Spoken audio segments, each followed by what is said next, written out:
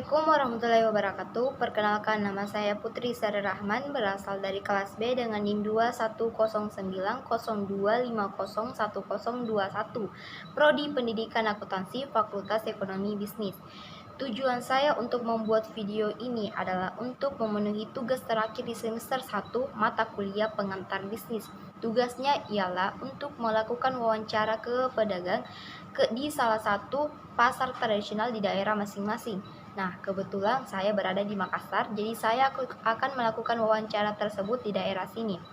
Sebelum kita melakukan wawancara tersebut, alangkah lebih bagusnya jika saya sedikit menjelaskan apa itu pasar tradisional.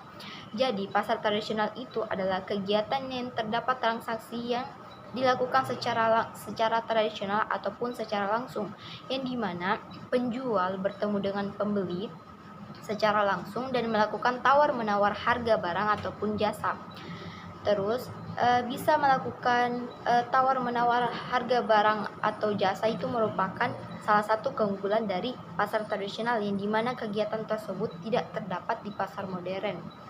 Nah, enaknya di pasar tradisional ini bisa menambah kerukunan atau kedekatan secara batin antara pembeli dengan pedagang karena kegiatan tawar-menawar harga tersebut.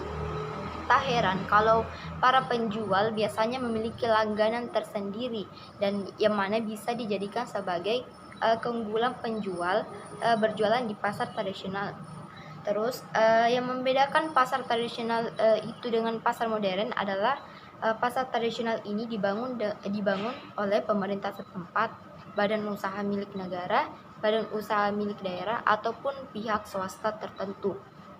Umumnya pasar tradisional ini terdiri dari beberapa gerai, kos, kios, ataupun los, ataupun beberapa tempat terbuka yang memiliki beberapa sekat. Nah, namun sayangnya pasar tradisional ini kebanyakan terlihat kumuh dan tak terjaga kebersihannya. Tak heran jika pasar tradisional ini memiliki ciri bau khas yang tak sedap. Nah, terus selanjutnya pasar tradisional itu memiliki kelebihan dan kekurangannya masing-masing. Adapun kelebihan dari pasar tradisional itu yang pertama adalah kegiatan yang dilakukan masih mengalami kejujuran. Yang kedua, pemerintah tidak bisa intervensi operasional pasar tradisional. Yang ketiga, penjual tidak terikat oleh kontrak apapun itu sehingga bisa keluar masuk. Nah, adapun kekurangannya itu yang pertama adalah inovasinya masih kurang, sehingga tak heran jika produk yang ditawarkan juga kualitasnya masih kurang. Yang kedua, masih terikat dengan budaya setempat di daerah masing-masing. Yang ketiga, produknya terbatas, yaitu sebatas hasil kekayaan alam seperti hewan ternak, sayur mayur, ataupun hingga bahan baku makanan. Nah, itulah sedikit penjelasan saya mengenai pasar tradisional. Jadi langsung saja saya akan melakukan wawancara tersebut di salah satu pasar tradisional di daerah Makassar, yaitu Pasar Todopudi. Selamat menyaksikan.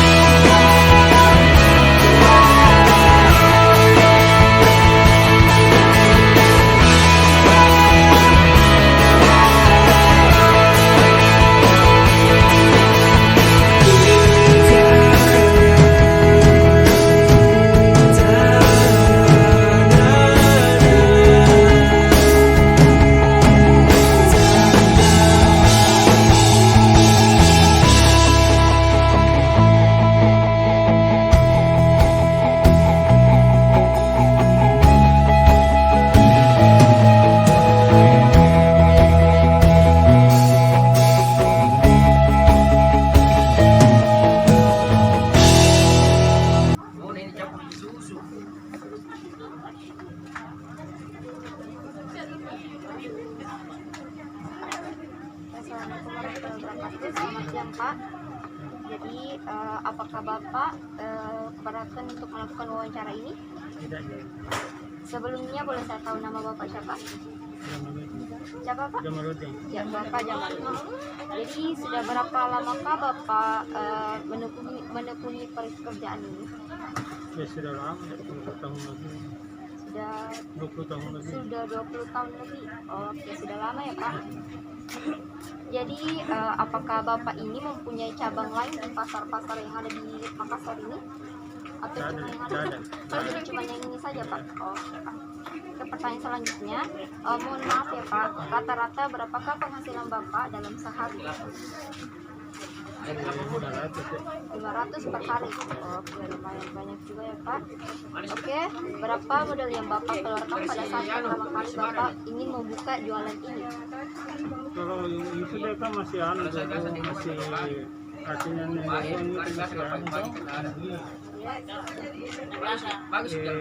sekitar lah, kalau pertamanya sekitar 10 juta. Sekitar 10 juta Ya. Oh iya Pak. Kalau sekarang 10 juta itu sudah tidak ada artinya kalau ambil modal. Angka ratusan kalau sekarang. Oh iya Pak. Oke. Pertanyaan selanjutnya, ini Bapak dapat jualannya ini dari mana ya Pak? Apakah Bapak dari toko lain atau? Ada juga orang bawa. Ada sebagian juga dibeli di Terong. Oh, dari pasar Terong Pak. Ya sebagian itu, tapi lebih banyak orang bawa. Penyambung jadi kalau beli di Terong. Kalau kebetulan kekurangan belum sudah habisnya belum datang pembawa. Kita beli di Terong dulu penyambung. Terus apakah Bapak mempunyai pekerjaan lain selain ini? Tidak ada. Oh, cuma ini saja ya Pak. Oke. Pertanyaan selanjutnya, apakah Bapak pernah mengalami kerugian selama berjualan? Kalau namanya itu dagang itu pasti ada kerugian.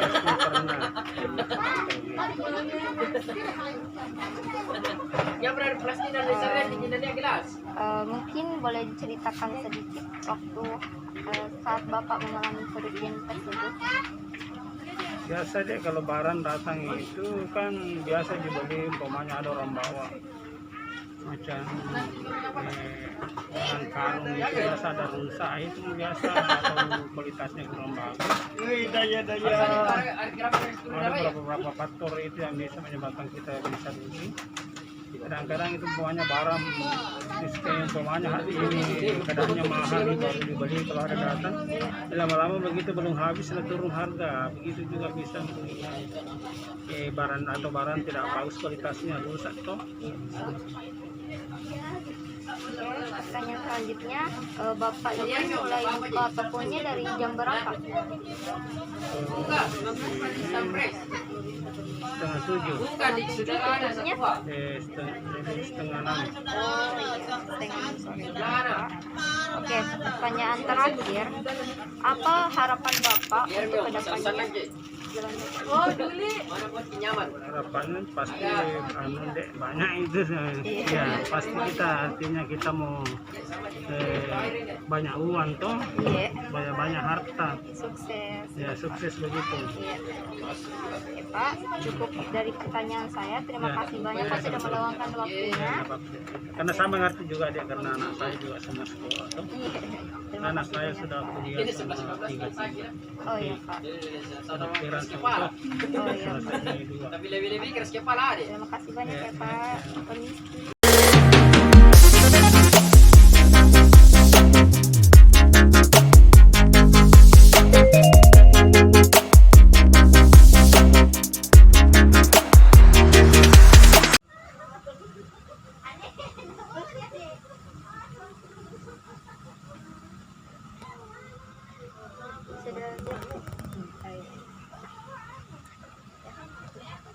Assalamualaikum warahmatullahi wabarakatuh Bu. Oke, saya akan mulai wawancaranya ya Bu.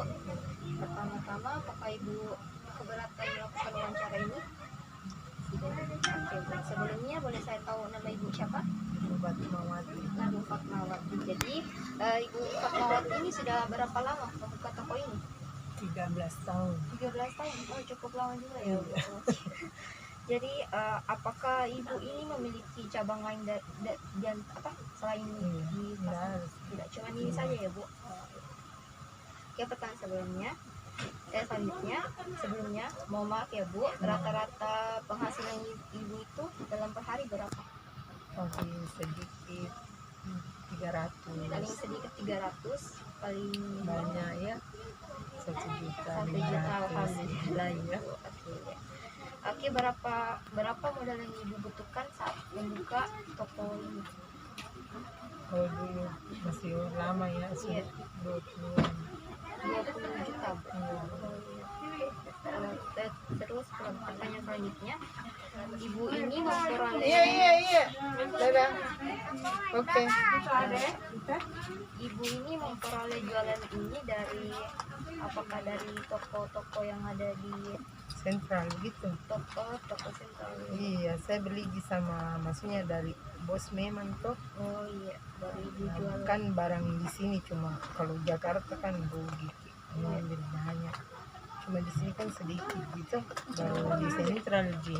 Oh, di sentral. Oh, oke, pertanyaan selanjutnya, apakah ibu mempunyai pekerjaan lain selain menjual di toko ini? Nah, Oke, cuman ini saja ya Bu. bapak dia ada kerjanya. Oh iya. Apakah ibu pernah mengalami kerugian selama menjual? Ya kadang itu kalau rugi biasa ya, Iya. karena kadang biasa kita bukan menjaga toh. Boleh ceritakan sedikit salah satu Iya, kerugian? maksudnya kita jual di bawah modal. Oh, Kan iya. seumpama saya keluar ada yang jaga, dia ndak tahu harganya begitu Harganya. toh. Iya. Kadang rugi tapi ndak apa-apa. Nanti kembali ya. Iya. Terus ibu ini buka tokonya dari mulai jam berapa? Jam biasa jam 7, setengah 8 sampai jam ini mau tutup ini jam 5. Jam 5 tutupnya, jam Iya. 7, jam 8 bukanya ya Iya. Bu. Oke.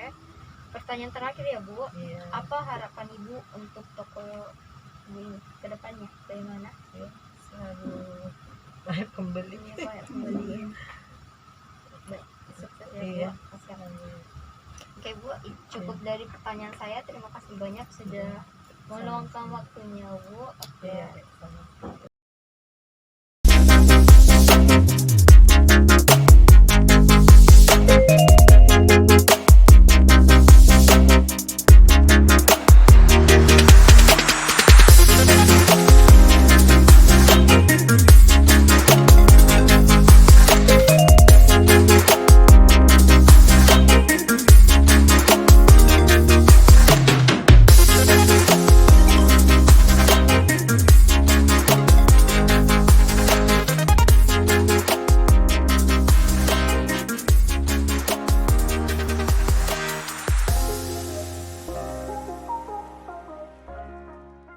Jadi seperti yang kita lihat di wawancara tadi saya, bahwa pedagang pertama dengan pedagang kedua itu memiliki berbagai perbedaan.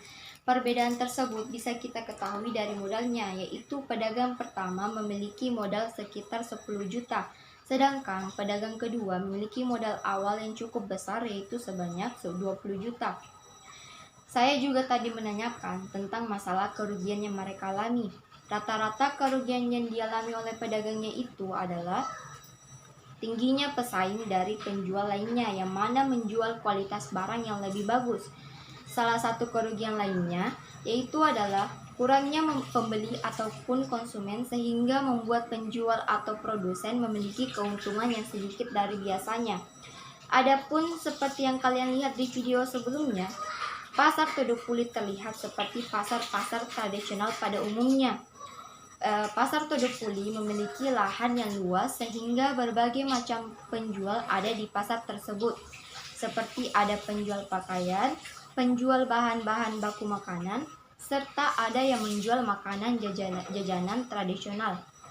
Selanjutnya, para pedagang yang telah saya wawancari tadi itu, mereka tidak memiliki cabang-cabang di wilayah lainnya. Mereka hanya menjual di pasar Todopuli.